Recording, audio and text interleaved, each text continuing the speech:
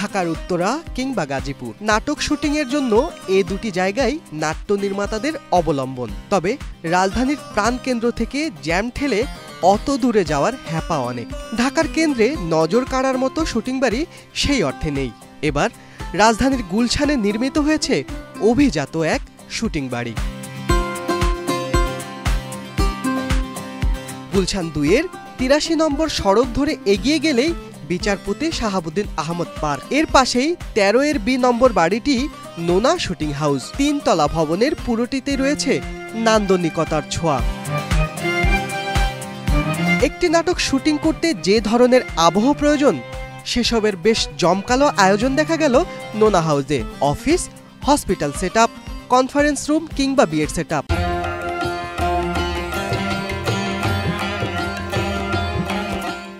বর্তমানে নাটক, সিনেমা ও OTT content নির্মাণ উপযোগী সব ব্যবস্থাই দেখা গেল এই শুটিং বাড়িতে।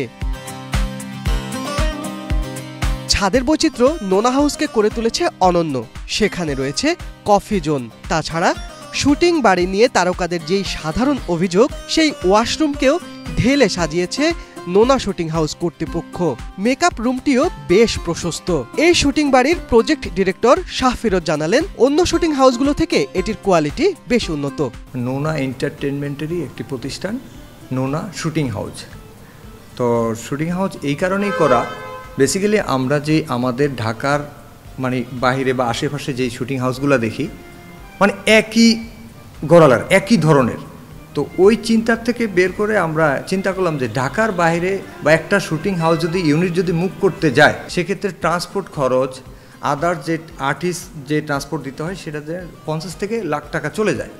তো সেই ক্ষেত্রে আমরা চিন্তা করলাম যে ঢাকা এবং ঢাকার গুলশানের ভিতরে যদি একটা শুটিং হাউস হয়, সেক্ষেত্রে আমাদের টেলিভিশন মিডিয়া, সিনেমা ইন্ডাস্ট্রি, আবার ওটিটি যারা ওটিটি প্ল্যাটফর্ম আছে, সকলের জন্যই সুবিধা হবে। এবং এই কারণে আর একটু ডিফারেন্ট কিছু করা হলো যে আমরা পজ টাইপের থ্রিলার, এখন তো দেখেন আপনি ওটিটিতে এখন মানুষের রুচি চেঞ্জ হয়ে গেছে।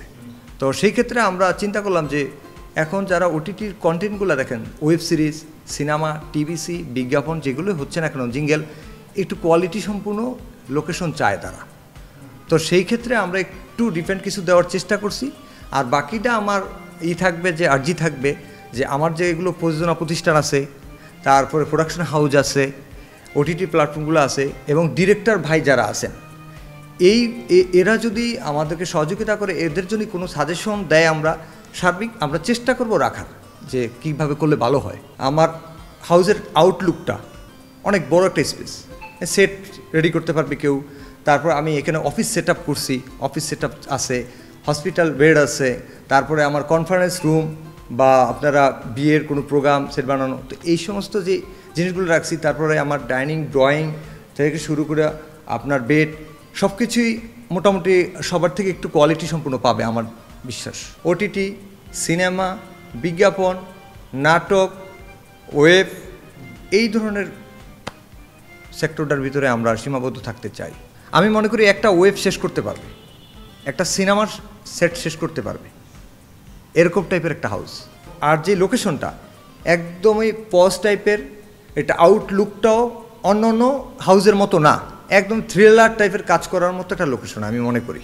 যারা সিনেমাটোগ্রাফি করে বা লাইটগ্রাফার যারা, বেসিক্যালি আউটসাইড থেকে লাইট করতে পারে না, প্রপার যে আউটসাইড থেকে লাইট করার স্পেস আছে, কিন্তু খুব সুন্দর বেলকনির সাইডটা অনেক বড় স্পেস আছে, জাস্ট লাইট করতে পারবে। তারপরে মানে আমার যে স্পেস আছে 24-30 স্কোয়ার ফিট এক একটা আমার স্পেস। তো সেক্ষেত্রে হিউজ পরিমাণ লাইট, হিউজ পরিমাণ স্টাডি ক্যাম দিয়ে থেকে শুরু করে সব ধরনের ইনস্ট্রুমেন্ট দিয়ে কিন্তু শ্যুট করতে পারবেন তারা।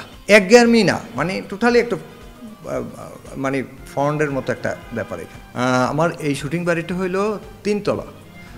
3 তলার ভিতরে আমি আমার দোতলা, নিচতলা ফ্রন্টে তো বিশাল জায়গা, দোতলা অফিস রুম, রিসেপশন আছে, তারপরে কনফারেন্স রুম আছে, আর আলাদা রুম বেডরুমও আছে। আর 3 তলায় আমার ডাইনিং আছে, ড্রয়িং আছে, কিচেন আছে, বেডরুম আছে, ওয়াশরুম, সব কিছুই আছে। এবং এটার সাথে আমার কিন্তু আরেকটা প্লাস পয়েন্ট, আমার ছাদের লোকেশনটাও দেখে যান আপনারা, আমার ছাদে অনেক সুন্দর স্পেস, কফি খাওয়ার জন্য জুন আছে, খুব সুন্দর। ঢাকার বাইরের শুটিং হাউসগুলোতে তারকা ও কলাকুশলীদের যাতায়াতে খরচের পাশাপাশি সময়ও লেগে যায় বেশি। গুলশানের এই শুটিং বাড়িটি এ ধরনের সমস্যা দূর করতে পারে বলে আশা করছে নোনা শুটিং হাউস কর্তৃপক্ষ। শিবলি আহমেদ, বাংলাদেশ প্রতিদিন।